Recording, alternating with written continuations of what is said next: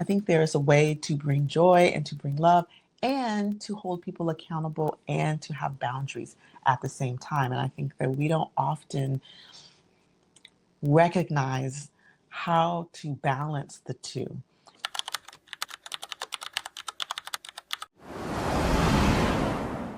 Welcome back, welcome back, welcome back, friends. I am your host, Dr. Maisha, and as always, I am grateful to be with you for yet another week. Now, I've been talking a lot about trauma, but today I want to talk about something just a little bit different. Last week was the Super Bowl, and those who know me in real life know that I am not like a huge football fan. I don't follow football. I don't really watch it. If it's on TV and I'm watching it, I can enjoy it, but I'm not like a big follower of football. And so naturally, I wasn't going to watch the Super Bowl.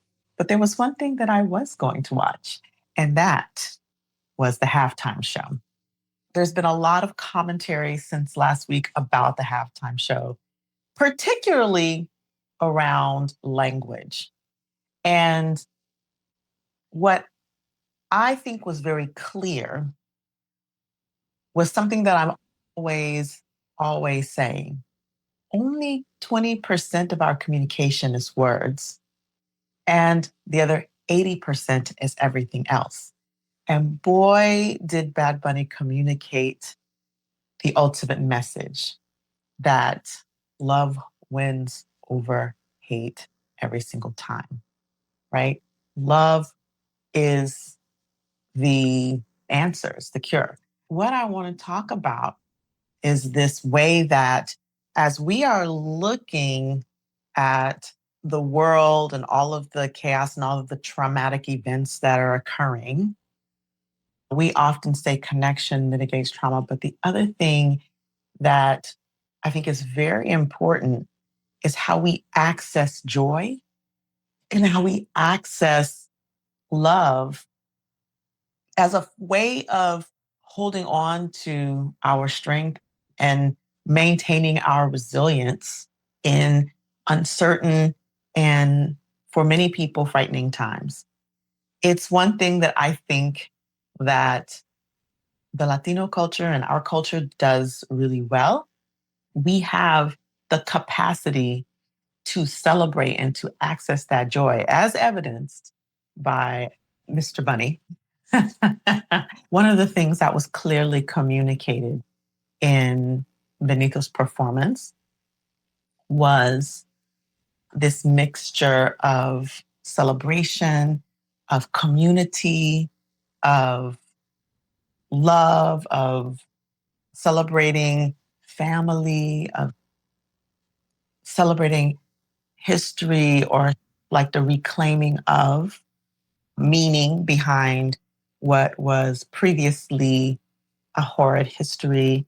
There's so many things that got communicated without him having to overtly say, this is the thing that I'm talking about. This is the message that I want to bring. So when we look at this in the context of our day-to-day lives, it's important for us to not turn away from what's going on, but it's also important, and two things can be true, for us to find the time to intentionally celebrate, like intentionally find the things that we can celebrate in our personal lives, intentionally find the small wins, the small bright spots that we can celebrate.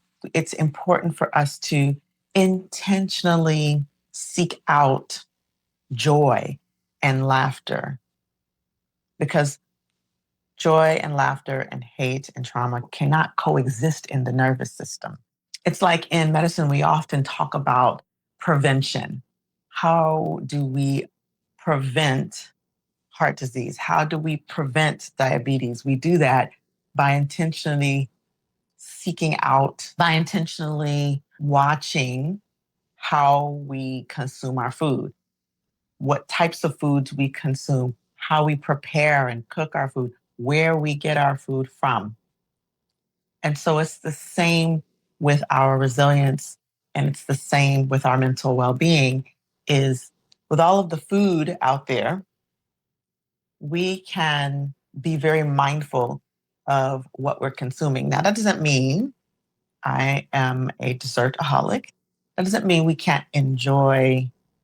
That doesn't mean we're not going to stray off the healthy course because Lord knows I love me some cake. My friends will tell you every Saturday is dessert day, and I love me some dessert cakes, banana puddings, pies, you name it. But if I ate that kind of unhealthy food, bread, I love bread, I love cheese, but if that's all I ate, I would be sick. I would most certainly be well over my desired weight and a healthy weight. I would likely have diabetes. Now, of course, that doesn't account for what I'm talking about in the health perspective, genetics. But what I'm saying to you is that while it's important for us to not turn away, to bear witness, so that we can be abreast of what's going on and so that we continue to stay focused on the bigger outcome, we also have to be mindful of how much of that we consume. And we have to intentionally consume healthy things. And we have to intentionally seek out health in our consumption and our mental consumption. So that may look like baby videos, that may look like comedies, that may look like cutting it off altogether. Last year's Super Bowl, Kendrick said, turn the TV off, turn the TV off. Oh, and this year, there's a it was a different message of accessing that joy. But why can't we do both? We can turn the TV off and access that joy and play together. And so, as I talk about this, a lot of us may be thinking of this in the context of our personal lives, and that's valid. But I want to pan it out to how this lives in leadership and in organizations. Because a lot of times when we think about accessing joy and being intentional about love and showing love, my previous guest, Jasmine Bellamy, would agree, the love practitioner and the loving leader would agree that love and that joy also belongs inside of leadership and inside of organizations. And there are ways to cultivate that.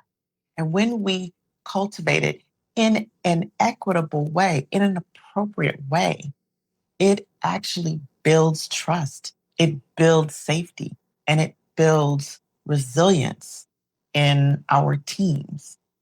How we do that, there are any number of ways that we can, small ways that we can do that. You can do that just walking down the halls of your organization by a joke or an appropriate joke, mind you, by a good dad joke or mom joke or a good, or having a little sense of humor or just intentionally acknowledging someone for something that they've done well. There's a few creators that are out there that I've seen, and I really love to watch these creators. It's one of the ways that I intentionally seek out joyful content is random compliments, and they have some humor behind them, right? And make a person smile. And so when we do these kinds of things, I think a lot of times, and we've been conditioned in leadership that we must be so serious all the time. I think there's a way to bring joy and to bring love and to hold people accountable and to have boundaries at the same time. And I think that we don't often recognize how to balance the two. And so one of the things that I invite you to think about in the coming weeks is how do you in your personal life and also, but particularly in your leadership and on your teams and your organizations, balance that accountability, that appropriate seriousness, the setting of boundaries and metrics, and all of the things that organizations like to count with the intentional purveying of joy and acknowledgement and leadership from love. So I invite you to share this with someone in your life, a friend, a colleague, a family member, because once again, these are the ways that we spread this message. And if you are a leader of a team, share this episode with your team. If you're new to the podcast, I invite you to subscribe so that you don't miss any of our episodes. And I invite you to go back and listen to some of our previous episodes. We have wonderful guests that come on and share their expertise. And finally, we always appreciate when you leave comments and reviews, particularly comments if you're listening on YouTube, but reviews if you're on Apple or Spotify or Listen Notes or any of these other podcast platforms, because it helps us to be seen by more people who need this information.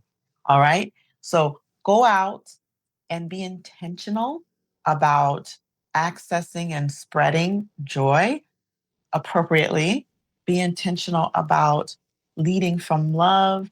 Be intentional about how you consume your content. And until the next time I see you, stay empowered.